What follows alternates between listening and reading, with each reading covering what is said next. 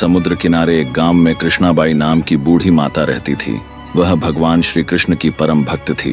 कृष्णाबाई का वास्तविक नाम सुखिया था। घर घर में झाड़ू पोछा, बर्तन और खाना बनाना ही उनका काम था।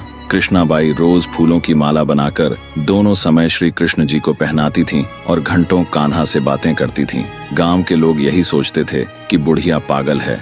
एक रात श्री कृष्ण जी ने अपनी भक्त कृष्णाबाई से कहा, कल बहुत बड़ा भूकंप आने वाला है, तुम यह गांव छोड़कर दूसरे गांव चली जाओ। कृष्णाबाई ने तुरंत अपना सामान इकट्ठा करना शुरू किया और गांव वालों को बताया कि कल सपने में कान्हा आए थे और कह रहे थे कि बहुत प्रलय होगा, गांव छोड़कर पास के गांव में चली जा। अब लोग उस बूढ़ी पागल की बात कहाँ मानने वाले थे। जो सुनता वही जोर जोर से हंसने लगता। कृष्णाबाई ने एक बैलगाड़ी मंगाई, अपने कान्हा की मूर्ति ली, सामान की गठरी बांधी और गाड़ी में बैठ गई। लोग उसकी मूर्खता पर हंसते रहे। बाई जैसे ही गांव की सीमा पार करने वाली थी कि उसे श्री कृष्ण की आवाज सुनाई दी, अरे अपनी झोपड़ी से वह सुई तो ले आओ जिससे तू माला बनाकर मुझे पहनाती है। ये सुनकर बाई बेचैन हो गई। उसने मन में कहा, मुझसे यह भारी भूल कैसे हो गई, अब मैं कान्हा की माला कैसे बनाऊंगी।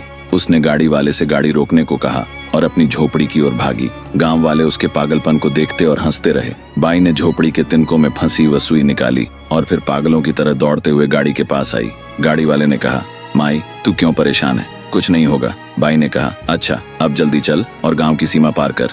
गाड़ी वाले ने वैसा ही किया।